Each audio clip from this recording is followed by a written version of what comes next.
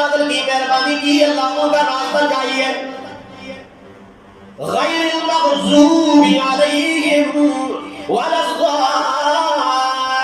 الضالین اللہ ان لوگوں کا راستہ نہیں چاہیے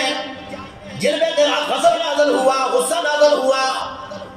جن کو تو نے تباہ کر دیا برباد کر دیا اللہ اور نہ ہی گمراہوں کا راستہ چاہیے اللہ